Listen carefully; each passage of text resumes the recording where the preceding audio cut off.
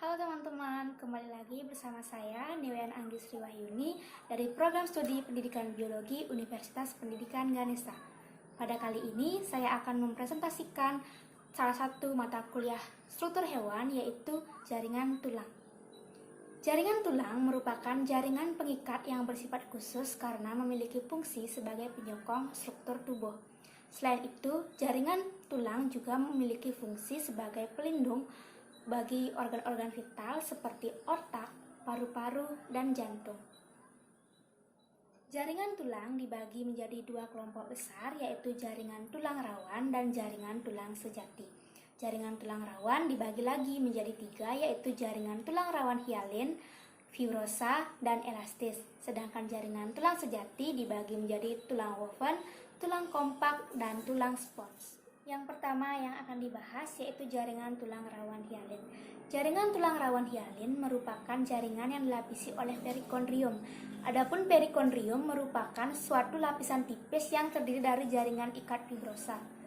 Jaringan tulang rawan hialin tersusun atas sel kondrosit yang memiliki bentuk bulat dan sel tersebut dapat membentuk glikosaminoglikan.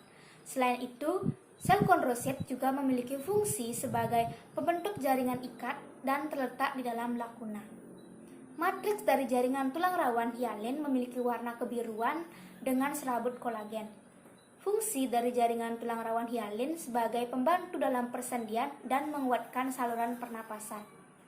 Jaringan ini dapat kita jumpai pada permukaan sendi, batang tenggorokan, ujung tulang rusuk, dan ujung tulang panjang.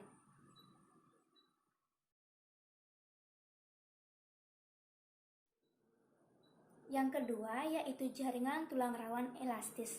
Contoh gambarnya bisa dilihat di slide ya. Jaringan tulang rawan elastis memiliki matriks yang berwarna keruh kekuningan dengan serabut yang seperti jala. Yang kedua yaitu tersusun atas sel kondrosit yang terletak di dalam lakuna. Struktur jaringan dari tulang rawan elastis memiliki struktur yang sama pada jaringan tulang rawan hialin. Jaringan ini dapat kita jumpai pada daun telinga, epiglotis, saluran eustasius, dan laring. Dan yang ketiga yaitu jaringan tulang rawan fibrosa. Jaringan tulang rawan fibrosa merupakan jaringan tulang rawan yang paling kaku, memiliki materi amorf dan fibrosus annulus. Matriks dari jaringan tulang rawan fibrosa tersusun atas serabut kolagen kasar dan terletak di sekitar kondrosit.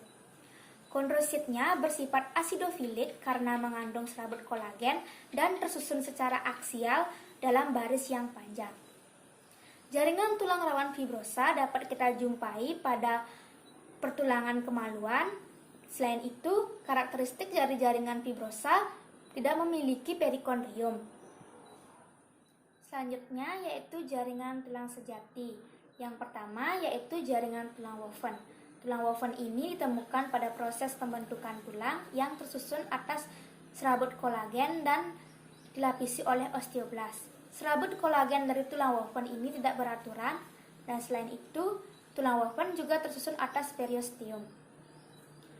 Periosteum merupakan suatu lapisan yang tersusun atas jaringan ikat fibrosa.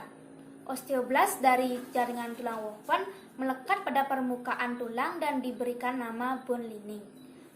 Untuk gambar bisa dilihat di slide. Jaringan tulang yang kedua yaitu jaringan tulang kompak. Jaringan tulang kompak tersusun atas serabut kolagen yang tidak beraturan, memiliki kandungan mineral yang lebih rendah, akan tetapi memiliki proporsi osteosit yang lebih tinggi. Selain itu, jaringan tulang kompak memiliki lapisan periosteum dan endosteum. Jaringan tulang kompak merupakan jaringan tulang yang muncul pada proses embriogenesis dan disebut juga sebagai jaringan tulang lamelar. Disebut demikian karena tulang kompak merupakan perkembangan lanjutan dari jaringan tulang woven. Jaringan tulang kompak tersusun atas osteon yang disebut dengan sistem Hebers. Osteon sendiri terdiri dari cylindrical shaped lamellar bone dan setiap osteon terdiri dari osteoblast dan osteosit.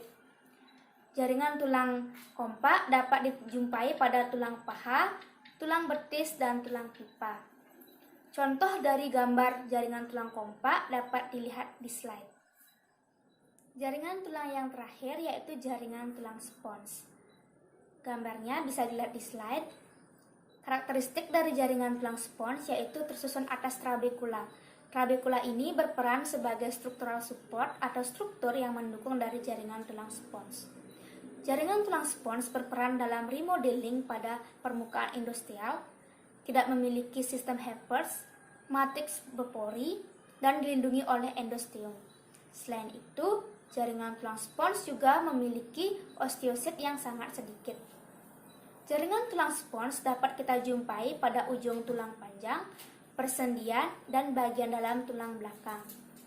Fungsi dari jaringan tulang spons yaitu sebagai peredam kejut dan memproduksi sel darah merah. Sekian video presentasi dari saya. Terima kasih sudah menonton.